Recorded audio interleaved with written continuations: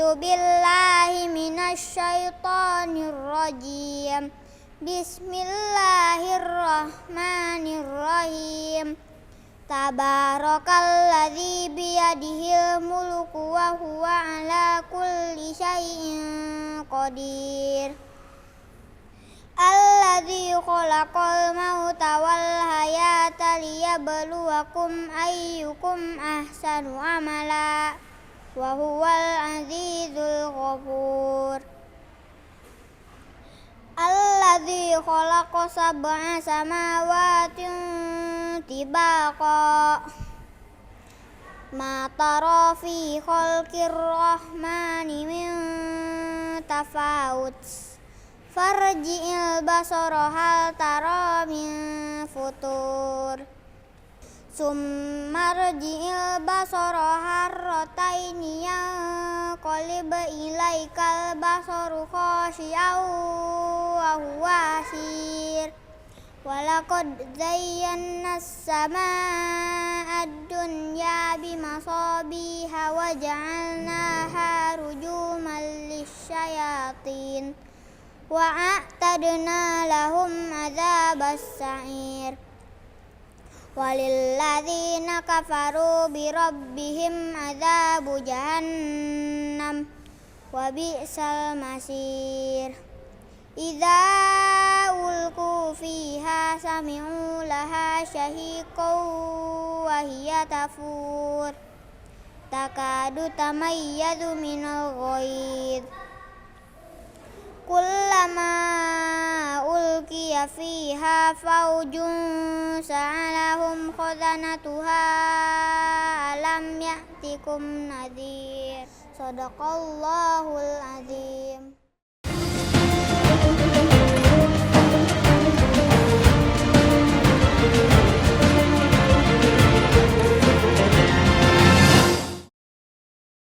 Bismillahirrahmanirrahim. Assalamualaikum warahmatullahi wabarakatuh. Alhamdulillahi wa kafa, wassalatu wassalamu ala rasulillahil mustafa wa ala alihi wa sahbihi wa man wafa wa ba'd. Fa ya ahbaballahi wa ahbaba rasulihi sallallahu alaihi wasallam, usi nafsi wa iyyakum bitaqwallahi faqad fazal muttaqun fala tamutunna illa wa antum muslimun. Faqala ta'ala ya ayyuhalladzina amanu taqullaha haqqa tuqatih wa la tamutunna illa wa antum muslimun. Saudara-saudariku dimanapun Anda berada, berjumpa kembali dalam kajian Aku Suka. Ayo kultum sejenak untuk berbuka. Telah sampai kita pada episode yang ke-9, sekaligus menandai bahwa kita telah sampai di hari ke-9 Ramadan tahun 1442 Hijrah.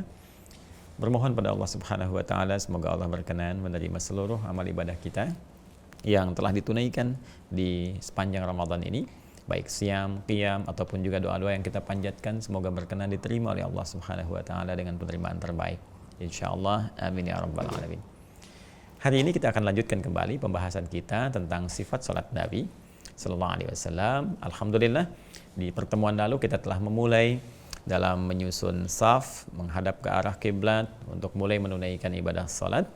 Dan kita akan menyempurnakan pembahasan menyusun saf, khususnya dalam situasi kekinian yang seringkali banyak pertanyaan, Ustaz, bagaimana dalam situasi pandemi?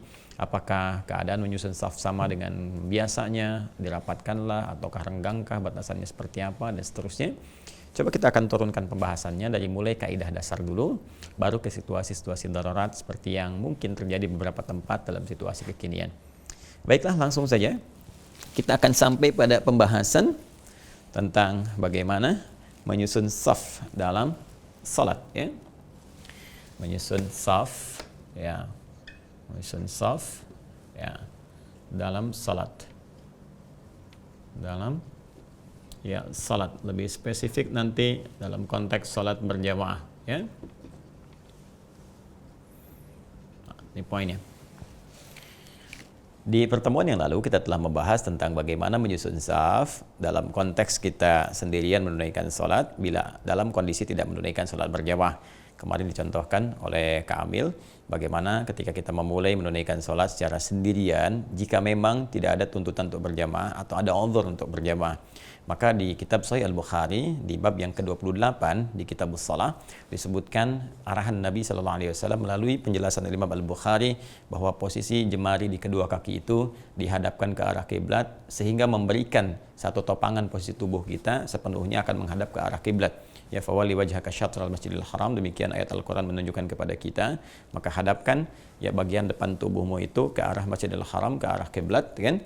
Dalam konteks ini nggak mungkin bisa tubuh bagian depan menghadap kalau kakinya nggak menghadap, itu kan ya, untuk topangannya secara umumnya ya. Jadi demikian kita arahkan. Nah seperti yang kemarin dicontohkan, izin kalau ada yang belum kemudian bergabung bisa dicek kembali di pertemuan yang lalu atau saya contohkan kembali ya. Kak Amil sini, Kak Amil, Masya Allah, mana Syekh Amil nih. Assalamualaikum. Masya Allah, kita sekarang bantu lagi ya teman-teman ya, jamaah kita untuk praktek sholat. Siap? Insya Allah. Baik, kemarin Kak kita contohkan saat akan menghadap ke arah kiblat, sholat, posisi badan bagaimana? Tegak ya. Nah, tidak miring ke kanan, tidak miring kiri, tegak. Kemudian posisi kaki. Nah, ini sudah bagus ya. Jadi sejajar dengan bahu, ini bahu turun ke bawah ya. Kaki ini pas sejajar, ini pas, bagus sekali. Tidak terlalu lebar. Lebar gimana Kak? Kalau lebar, nah nggak begini.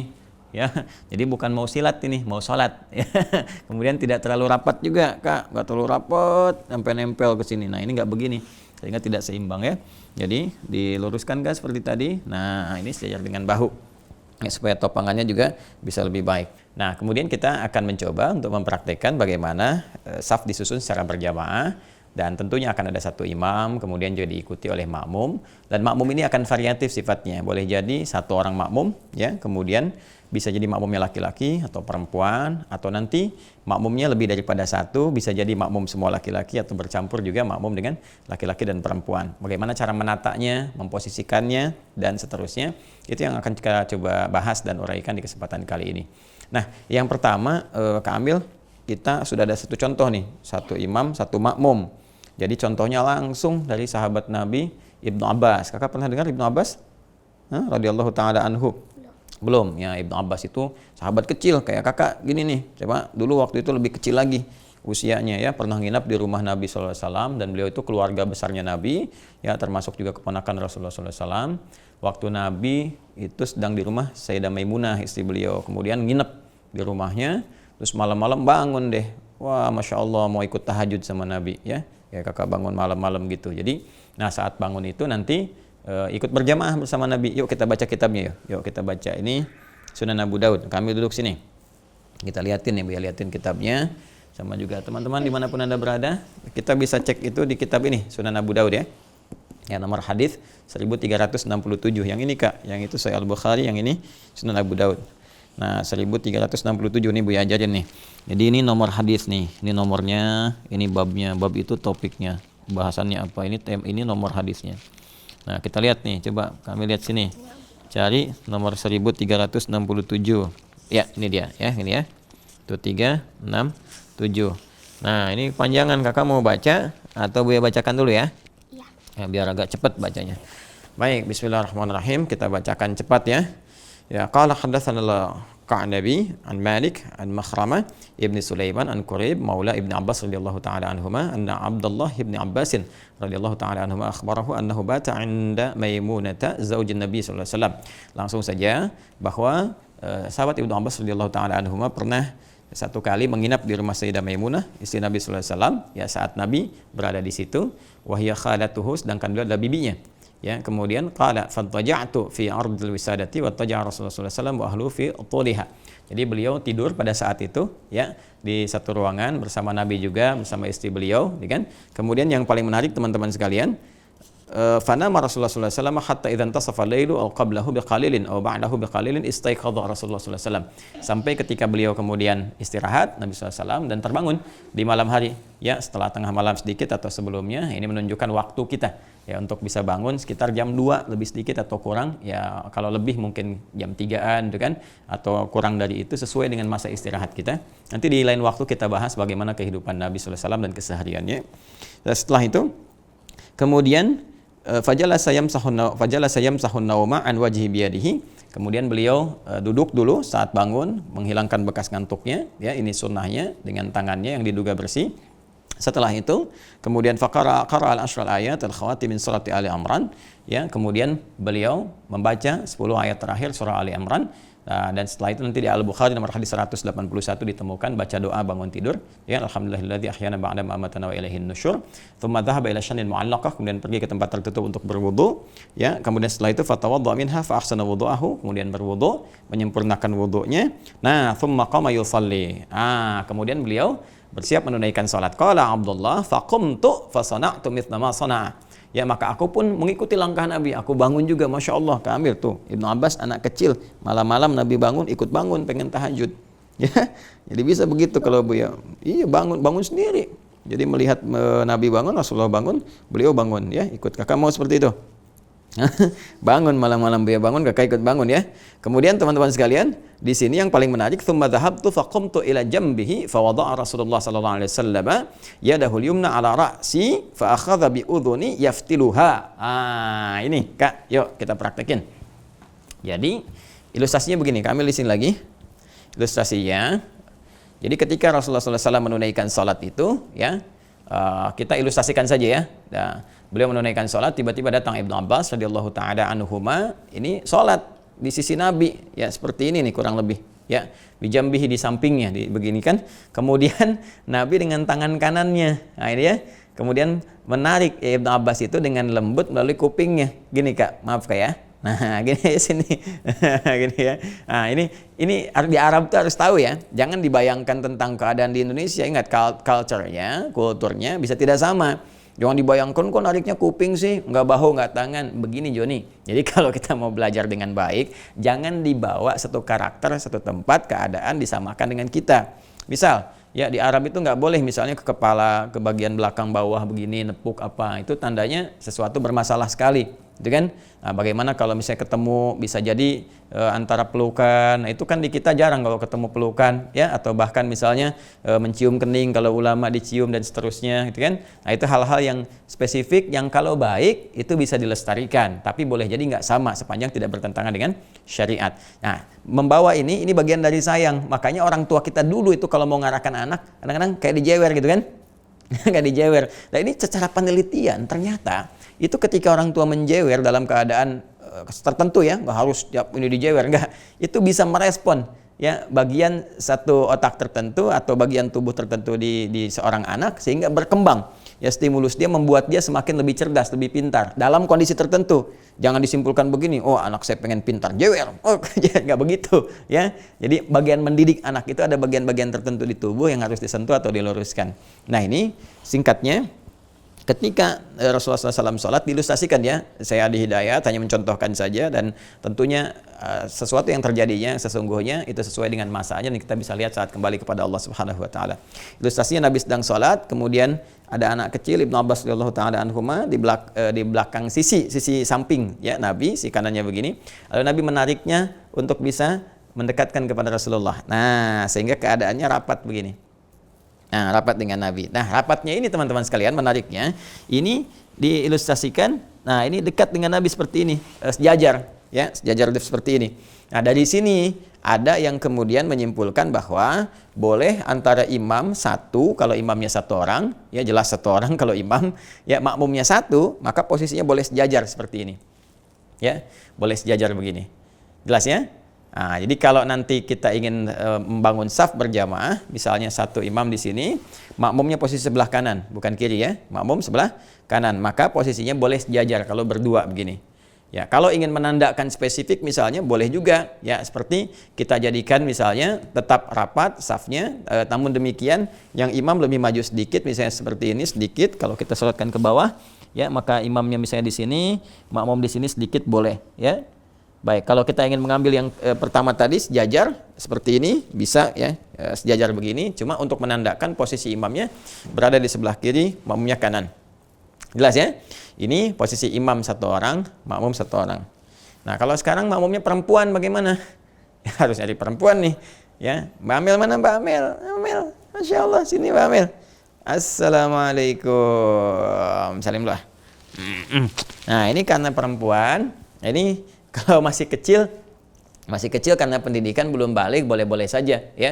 Kita misalnya kalau khawatir ya anak kita dalam keadaan belum balik, khawatir ada sesuatu, boleh kita tarik ke dekat kita. Tadi pun ada yang mengartikan demikian karena Ibnu Abbas dulu masih kecil, ya khawatir terjadi sesuatu, maka ditarik, didekatkan supaya kalau ada apa-apa bisa dikondisikan lebih dulu. Ya, kalaupun di luar itu ada yang menafsirkan ya tetap kembali seperti semula, yaitu posisi imam sedikit lebih maju. Tapi juga ada yang tekstual, sejajar boleh.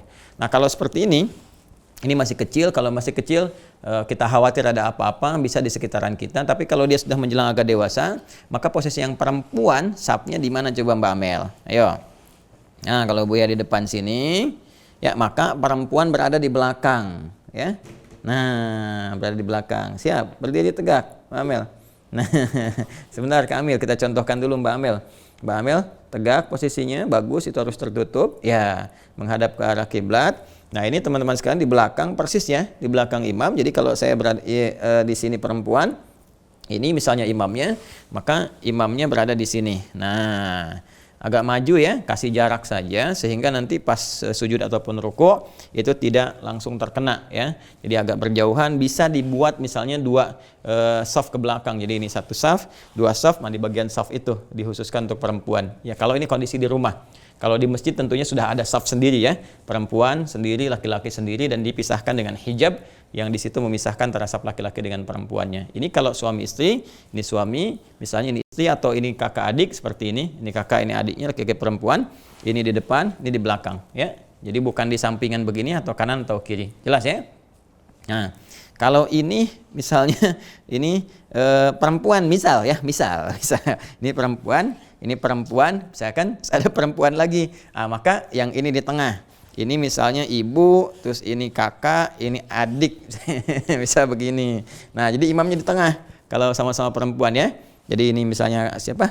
Ibu, ini adik, ini kakak ya. Nah ini seperti ini. Jadi ini tengah-tengah dan posisinya ini di tengah imamnya, ya. Nah, kurang lebih demikian. Kakak dengan Mbak ke sana dulu sebentar, biar teruskan lagi. Terima kasih. Jazakumullah khair. Baik, nah itu kondisi antara imam satu orang, jelas, kemudian makmumnya satu, atau kondisi antara imam laki-laki, makmum perempuan. Nah sekarang akan kita hadirkan bagaimana kalau kondisi makmumnya beragam. Jadi imam satu orang, jelas, makmum satu orang, kemudian muncul makmum satu lagi. Ya, kita minta bantuan lagi. Bismillah, Kak Amil, boleh kesini lagi? Ya. Nah ini Kak Amil jadi makmum, Buya misalnya di sini, Buya dulu di sini, ini seperti ini. Nah saat sedang begini tiba-tiba ada satu orang datang lagi misalnya, ya masbuk. Nah ini misalnya taruhlah kayak tadi Ibnu Abbas, datang lagi satu orang. Boleh dicontohkan lagi, Mas ya. Wah ini kalau itu Ibnu Abbas, ini Mang Abbas. Ini Mang Abbas gini, ini Syekh Sudan ya. Sudan, Susukan dekat Banjaran. Baik, ini kita sedang sholat nih begini, terus antum datang. Kira-kira kemana?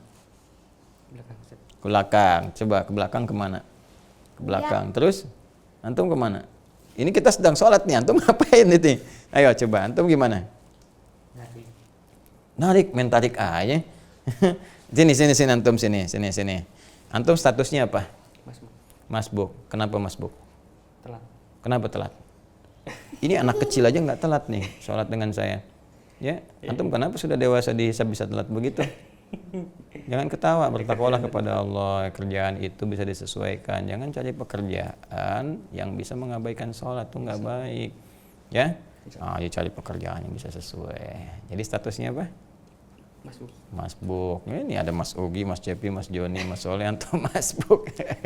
Ayo bismillah. Ayo, siap. Jadi ini begini. Nah, ini sedang begini tiba-tiba datang, ini masbuk. Masbuk datang kemudian mau bergabung ya, maka caranya memberi isyarat. Ya, isyarat itu macam-macam. Jadi ada yang mengisyaratkan dengan takbir, Allahu Akbar, begitu mendengar, ini nanti bisa mundur. Tapi kalau ini belum paham, boleh dibuat atau diberikan isyarat yang membuat mengerti makmumnya. Ya, seperti misalnya, nah ini ditepuk begini, ya, tepuk begini. Nah, nanti kakak kalau ada yang menepuk begini, masbuk, nah kakak mundur ke belakang, ya.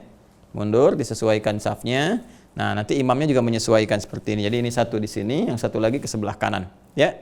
Nah, kemudian kalau nanti ada yang datang lagi ke sebelah kiri ke sini, ya demikian terus sampai dengan sempurna seperti itu. Ya, jelas ya? Ya, ini teman-teman sekalian, seperti ini kondisinya. Jadi bisa nanti kalau belum paham yang di samping bisa imam yang mengarahkan seperti ini, atau kalau belum paham juga misalnya makmum yang maju seperti ini, kemudian nanti imam yang maju seperti ini, kemudian makmumnya masuk ke sebelah dekat makmumnya ya. Tapi ini harus diedukasi dulu, jangan sampai saling nggak paham nanti ya, ditepak nanti malah main jurus silat misalnya yang belakang ya, atau ini begini nggak mau, ini mau maju ini ikut maju. Jadi diluruskan di sini, berikan edukasi sehingga ketika diberikan isyarat, ingat ya, kalau ada yang nepuk begini, nah, nggak usah main begini ya. Ada yang nepuk begini artinya minta mundur, supaya mundur seperti ini. Keambil nanti dengan masbuk ya, masbuk. Jadi bisa di belakang. Antum nama siapa? Ya, Mas Yugi ya, Mas Yugi. Jadi ini bisa mundur ya. Jadi seperti ini kurang lebih posisinya. Jadi nanti imam menyesuaikan pas yang ini di belakang ini ya, yang ini di samping. Kalau sholat nggak boleh ngobrol. Ya. Baik, kurang lebih seperti ini. Nanti kalau datang lagi ke sini ya, dan seterusnya. Jelas ya? Baik, kurang lebih demikian kita kira untuk bisa menyusun saf. Sekarang kita lihat bagaimana posisi safnya. Maju ke sini. Ya, Mas Yugi maju, keambil sini. Nah, sekarang Buya mau tanya nih, kalau sekarang misalnya minta siap-siap sholat, gimana nyusunnya? Lurus, rapat? Oh, Masya Allah, Masya Allah. Ingat tadi posisi kaki, lebarnya segimana? Lebarnya selebar bahu. Nah, ya, jadi nggak usah terlalu lebar. Segini. Waduh, ya nanti anak kambing masuk tuh. Ya, lurusin dulu. Lebarnya tadi segimana? Nah, kakinya gimana lurusnya? Masya Allah. Nah, ini dalilnya apa nih begini nih? Ya, kita lihat dulu nih. Bagaimana cara menyusunnya, teorinya bagaimana, prakteknya seperti apa. Ya, boleh duduk di sini saja, supaya nggak jauh-jauh. Duduk sini. Ya, Mbak Amel mau di sini duduknya? Mau? Masya Allah, di sebelah sana dekat kakak. Awas ya, jangan di sini, bukan mahram. Ini masbuk, bukan mahram. Nanti tunggu ya. Ya, bukakan kitabnya Sunan Abu Daud nomor hadis 666 ya, 666 sampai 668, 666, 667, 668 dari posisi kanan kalau nggak salah, agak sedikit ke bawah. Nah, ini dia. Bismillah. Nah, ini ya. Ini pemirsa teman-teman sekalian ya, di Sunan Abu Daud. Ini Sunan Abu Daud ya, kalau kitabnya sama di halaman 98. Nah, ini nomor hadis 666 di sini, 667, 668 di sini. Ya, ada ya, sudah ya. Baik. Nah, ini langsung saja saya bacakan teman-teman sekalian. Bismillahirrahmanirrahim. Langsung ke rawi yang paling akhir saja. Baik, bismillahirrahmanirrahim. An Abi Syajarah lam yadhkur Ibnu Umar radhiyallahu taala anhuma anna Rasulullah sallallahu alaihi wasallam qala aqimus sufuf wa hadhu bainal manakib wa suddul khalal walainu bi aidi ikhwanikum. Masya Allah. Teruskan lagi ya, wala tadharu furujatin lisyaitan wa man wasala saffan wasalahu Allah wa man qata'a saffan qata'ahu Allah. Satu, teruskan dulu ya supaya enggak berulang-ulang, kita bacakan. Qala russu sufufakum wa qaribu bainaha hadhu bil a'naq hadhu bil a'naq ya, fawalladhi nafsi biyadihi inni la ara syaitana yadkhulu min khilalis saffi ka'annahal khadhaf. Kemudian yang 668-nya, qala Rasulullah sallallahu alaihi wasallam sawwu sufufakum. Nah, ini yang sering dibacakan imam. Sawwu sufufakum fa inna taswiyatas saffi min tamamis shalah. Ini juga nanti kita temukan di beberapa hadis yang lain, termasuk di Ibnu Majah, ya kan? Termasuk juga di Al-Bukhari nanti ada, ya, termasuk juga nanti di beberapa kitab-kitab yang lain yang juga di Musnad Imam Ahmad. Nah, sekarang kita praktekkan. Jadi nanti kita praktek. Ayo Kamil, bangun. Mbak Amel di belakangnya. Nah, di dalam hadisnya disebutkan, boleh sebelah sini. Nah, dalam hadis disebutkan, Mbak Amel boleh di sini dulu. Mbak Amel di sini. Nah, duduk dulu ya, sebentar. Nah, ini kita saf laki-laki dulu, Masya Allah. Nah, dalam hadisnya disebutkan, ini kondisinya lurus ya. Ini tegak dulu. Kemudian bahu, sejajar bahu. Kemudian kaki juga sejajar kaki ya. Dan nanti yang paling menarik, tarasau itu rapat ya. Nah, ini pemahaman ini ada dua pemahaman. Ada yang tekstual. Ya, tekstual itu artinya ya begitu hadisnya begitu dipahaminya. Ya. Jadi memahami secara hakiki, secara zahirnya saja. Jadi kalau kata Nabi, ini misalnya bahu ketemu bahu, maka ini bahu harus ketemu bahu. Ini bahunya gede, gimana nih ketemunya gitu kan? Ini bahu ketemu perut namanya, bahu ketemu pinggang ya. Nah, tapi konteksnya begini. Nah, nanti kita bahas lagi. Bagian bawahnya ya, ini kemudian kaki, temu kaki, tumit ketemu tumit. Jadi ini tumit, nggak mungkin tumit ketemu kecuali kalau kakinya tegak lurus begini. Nah, gini Kak, betul Kak. Nah, jadi ini teman-teman sekalian seperti ini. Ya, jadi kalau misalnya berdirinya begini, izin Kak ya. Nah, begini, ini buka begini. Nah, Mas Yugi juga buka begini. Nah, itu buka. Nah, ini tumit nggak ketemu tumit dalam pengertian tekstual ya, yang tekstual. Jadi kalau yang tekstual mengatakan kalau tumit ketemu tumit ya ini harus lurus, gitu kan? Nah, seperti ini seperti ini. Jadi kalau ini lurus sama-sama lurus, maka ini pun akan sejajar. Ya. Dan yang paling menarik ini, cara meluruskan ini istau itu kan lurus kan? Lurus gitu. Ini kan nggak lurus tuh sapnya, ya kan? Ini kalau ke belakang ini nggak lurus kelihatannya. Apalagi kalau ini misalnya agak jumbo, agak gemuk, yang ini standar misalnya kan, ini dari samping kelihatan tuh, ya. Maka untuk meluruskan seperti ini paling gampangnya, tolong berputar menghadap ke papan ini, papan tulis. Ya. Nah, maka untuk bisa meluruskan itu, luruskan lagi Kak Amil, izin ya. Nah, kakinya. Nah, ini disamakan yang luruskan bagian tumit belakang. Ya. Jadi kalau tumitnya ini lurus, ini teman-teman sekalian, tumitnya lurus. Nah, ini pasti bahunya sejajar. Tuh.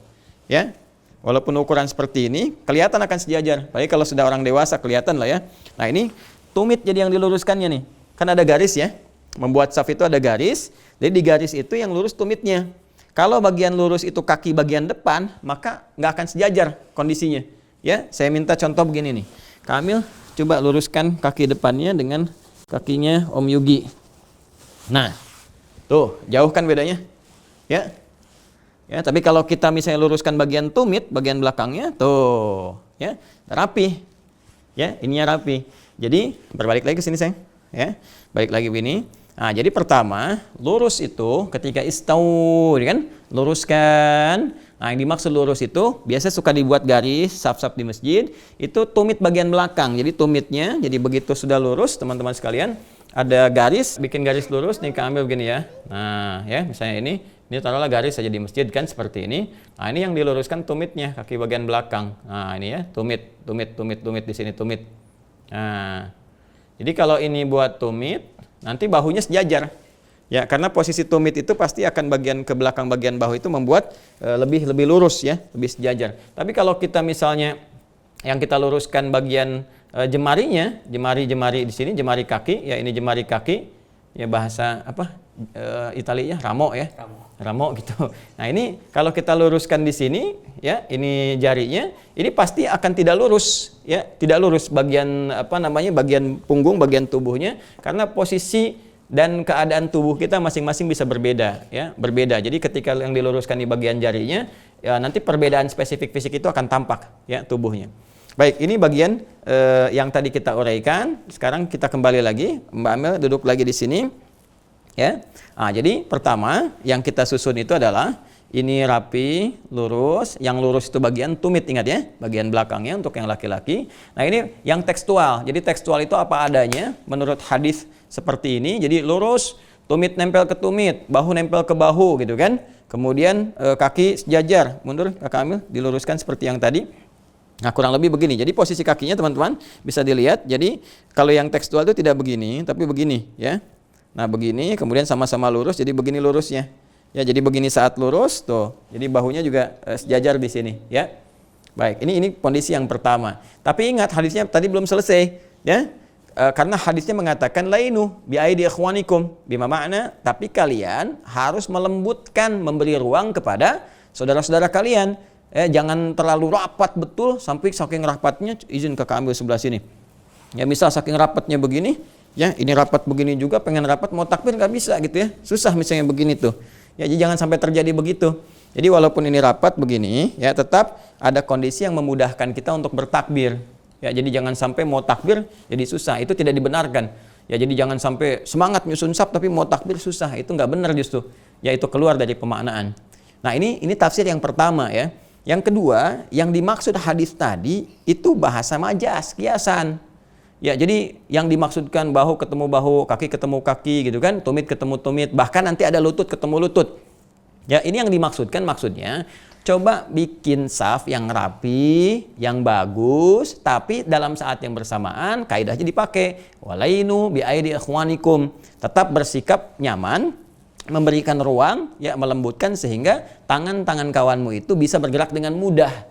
Ya, tangan bisa bergerak mudah, kemudian juga untuk ruku mudah, sujud mudah. Maka ada yang menafsirkan adalah ini nggak ada masalah karena kita lihat di tafsir yang lainnya anak kambing jangan sampai masuk dalam saf itu, ya, sehingga memberi kesan setan pun tidak masuk, ya, dalam ruang apa namanya saf itu. Nanti ada dua riwayat, ya, yang satu terkait dengan sujud, yang satu terkait dengan saf. Makanya ada ulama nanti yang membuat satu jengkal, ya. Contoh jengkalan seperti ini paling maksimal. Atau nanti lebih kecil daripada itu, yang penting untuk takbir enak. Makanya ada yang mengukur posisi kakinya begini. Nah, seperti ini. Ya, yang kebuka keluar itu begini. Jadi yang depannya itu begini, teman-teman sekalian, nempel. Yang belakangnya, nah, terlihat agak longgar. Longgarnya di sini untuk memberikan jarak supaya bertakbirnya nyaman. Nah, seperti ini, ya. Nah, jadi kalau misalnya ini di samping saya, Kakak Amil di samping Buya, saya di sini. Nah, ini posisi kakinya seperti ini, teman-teman sekalian. Nah, ya kan? Ini pasti ada longgar kan di sini kan? Ya kan? Nah, kalau dilihat dari belakang nih masih rapat nih. Ini bahu ketemu bahu nih. Ya, ini saya bahu ketemu bahu nih. Ya, posisi demikian, kaki ketemu kaki gitu kan? Tumit sejajar. Jadi ketika bertakbir, nah coba takbir, lebih enak ya. Nah, ini seperti ini. Nah, kemudian juga kalau kita tempelkan kayak tadi, nah ini lebih rapat lagi. Nah, ini kalau mau begini tetap jangan melanggar hadis. Ya, apa yang kita tidak boleh langgar itu saat takbir jangan sampai menyulitkan. Harus ada bagian jarak yang memungkinkan kita untuk bertakbir nyaman. Sehingga ada yang memandang bahwa yang begini lebih fleksibel, ya, yang terbuka seperti ini sedikit, yang depannya nempel begini. Ya, kalau disorot kamera ke kaki saya, ya. Jadi ini yang depannya tuh nempel begini, yang belakangnya terbuka begini, ya. Nah, sehingga memberikan jarak untuk bertakbir itu lebih nyaman seperti ini. Ya, ini yang disebut dengan kiasan, sehingga celahnya ini teman-teman sekalian, nih kalau kan ini rapat nih, ya, bagian atas juga. Ya, kita menutup celah-celah ini supaya nggak ada kesan setan masuk. Nanti pas bagian takbir saya jelaskan ada setan yang khusus menggoda orang sholat, ya, dan diilustrasikan anak kambing nggak masuk. Ini kan anak kambing susah lah masuk ke sini, ya. Untuk ke arah sini ini ukurannya begini. Jadi ukuran nutup begini dan nyaman untuk bertakbir. Jadi dari dua pemaknaan ini silahkan mana yang paling nyaman untuk diamalkan, ya. Ada yang tekstual kayak tadi, lurus, rapat, tapi jangan saling kemudian menghambat untuk bertakbir. Ada yang tadi memberikan celah sedikit, bukan berarti celah, tapi dalam konteksnya kenyamanan untuk bertakbir, ya. Nah, poinnya adalah rapat ini bagaimana meluruskan, harmoni, dan menutup nanti peluang setan, celah setan, furjat namanya, untuk masuk menggoda. Nanti saat takbir saya jelaskan bagaimana setan bisa masuk ke dalam saf orang-orang tertentu dalam sholat yang kemudian memberikan bisikan-bisikan. Nah, sekarang saat corona, ya, COVID tuh kan ada jarak tuh, ya, jaraknya begini nih. Kakak di sini, kalau ada masjid-masjid kan di masjid kita alhamdulillah ya kita rapat ya. Nah, di masjid-masjid lain tuh ada begini nih. Nah, ini sholatnya di sini, ini di sini, terus Mbak Amel jauh ke belakang. Ya, nah kira-kira boleh nggak begini? Amil boleh? Nggak tahu, Mugi? Boleh. Oh kan, anak ini langsung nggak tahu, Allahu a'lam, ini boleh. Nah, karena Ugi boleh, dalilnya apa? Nah, dalam syariat itu boleh dan tidak boleh sudah dalil, gitu ya. Dalilnya apa kalau boleh? Darurat. Apa dalil darurat itu? Ketika pandemi. Ketika pandemi, terus ketika budemi enggak gitu kan? Jadi darurat baik. Ada benarnya isu darurat. Darurat itu masuk kategori kalau di usul fikih ad-daruratu tubihul mahdhurat. Ya kan, kategori udhur. Sebetulnya ini bukan kasus corona saja, bukan kasus Covid, dari dulu sudah ada pembahasannya, sudah sejak lama. Jadi kalau ada kondisi tidak memungkinkan saf itu terhubung dengan rapat seperti tadi semula, maka boleh diberikan jarak tertentu dengan kondisi-kondisi yang dibenarkan. Ya, dan hukum merapatkan ini ada dua pandangan. Jumhur mengatakan sunnah, ya. Ada sebagian mazhab Hanabilah itu mengatakan wajib, ya, wajib karena ini menentukan bagaimana kesempurnaan sholatnya dan perbuatan Umar bin Khattab ketika keras meluruskan saf sholat. Ya, karena itu kalau dalam kondisi darurat semua sepakat, nggak ada perbedaan. Kecuali dalam kondisi teman-teman sekalian, ya, tidak ada darurat. Misalnya tertiba kemudian ini kami jadi imam sini, Wiyah makmum misalnya, terus ini mundur aja belakang sendirian. Nah, ini berlaku hadis, ya, hadisnya sangat spesifik sekali, tegas Nabi mengatakan ada seseorang di masa Nabi sallallahu alaihi wasallam sholat menyendiri di belakang. Ya, begitu sudah selesai sampai salam, Nabi kemudian meluruskan istaqbil shalah. Ya, istaqbil shalataka. Kamu ulang lagi salatnya. Ya, kamu ulang lagi salatnya. La salata li rajulin fardin khalfa saffi fardan. Demikian hadisnya. Ya, tidak sah salat seseorang ya yang dia menyendiri di belakang saf ya sendirian sementara saf itu sedang lurus dalam keadaan sengaja yang memisahkan. Ini apa namanya di babnya itu dia memisahkan diri dari jamaah ya at-tafarruq minal jamaah. Jadi kalau dia menyendiri sementara safnya nggak ada uzur apa-apa, itu dianggap kemudian bermasalah, walaupun ada jumhur mengatakan itu ma'al karahah, salatnya tetap benar tapi karahah, tidak disukai. Ya kalau benar tapi Allah nggak suka gimana? Ya, tapi ada sebagian yang mengatakan mesti diulang karena hadis tadi. Tapi karena ini kondisi darurat, teman-teman sekalian, maka darurat itu tubihul mahdzurat, membolehkan. Cuma begini, bagaimana detil darurat itu? Ini mesti ada pertanyaan dan jawaban sebetulnya. Makanya kami kalau di masjid saya di sini dengan teman-teman kita detilkan spesifik. Apa persoalannya? Covid. Baik, karena Covid ini apa gejala-gejalanya? Lalu kita tanya dulu pada jamaahnya, jamaah yang ada di sini, ya kan, sudah dipastikan dicek semuanya dan sebagainya, ada yang terkena Covid atau tidak. Kemudian kalau yang sakit dan sebagainya, kan nggak mungkin jamaah jawab di situ kena Covid ke masjid, kan nggak mungkin. Maka kaidah awal kan dipakai, yang merasa sakit, merasa nggak enak, nggak usah ke masjid, gitu kan? Maka di sini yang merasa sehat datang, kita cek di luarnya, sempurnakan temperatur, pakai masker dan sebagainya, dan area disterilisasi dulu. Ya kita cek, begitu sudah bagus dan sebagainya, nggak ada alasan kemudian dalam kondisi ini safnya harus lenggang, kan? Dan sebenarnya harus dijelaskan juga ya pada pakar-pakar tuh virologi dan juga ahli kesehatan dokter, ini sejauh mana sih posisi saf itu bisa tidak menularkan? Karena kalau kita lihat ini jarak segini misalnya, mohon izin ke Amil, ya segini jaraknya ini di sini, apa ini menjamin COVID-nya nggak menular? Ya, ketika misalnya sujud terus ada salah satu yang bersin walaupun pakai masker, apakah kemudian ini tidak menjamin menular? Atau kemudian ketika selesai kumpul kembali, apa tidak menjamin kemudian akan menular dalam situasi seperti itu? Nah, atau ini pencegahan, tapi seefektif apa pencegahan itu dimaksudkan? Boleh duduk nanti di sana. Ya, seefektif apa pencegahan itu dimaksudkan? Nah, jadi di sini memang harus banyak yang dijelaskan dulu. Kalau memang kita bisa memastikan dan dari awal kita bisa menjelaskan dengan lebih baik, ya misalnya kita katakan yang merasa khawatir, merasa tidak nyaman, merasa sakit, ya itu boleh misalnya mengambil saf yang sebelah mana, atau misalnya dia tidak ke masjid dulu, itu lebih aman. Yang sudah ke masjid merasa nyaman, merasa sehat, tidak ada masalah, ya silahkan. Kalau nggak ada masalah, kenapa harus diberikan jarak? Ya, kecuali kalau memang dalam kondisi ini ada protokol tertentu yang memang mensyaratkan demikian, yang kalau enggak itu masjidnya misalnya nggak bisa terlangsungkan. Seperti saya pernah menunaikan salah satu ibadah, kemudian di masjidnya baru dibuka yang tadinya tutup, hanya marbot saja dan sebagainya. Lalu ada syarat ya dari otoritas setempat kalau boleh di situ dilakukan, tapi jaga jarak misalnya kan. Nah itu kan harus bertahap. Kita pahamkan dulu, kita beri pengertian dulu, kita cek dulu dan sebagainya. Baru kita menyesuaikan ya yu'khadhu kulluhu la yutratu kulluhu, sesuatu yang nggak bisa dikerjakan diambil semuanya, maka jangan ditinggalkan keseluruhannya.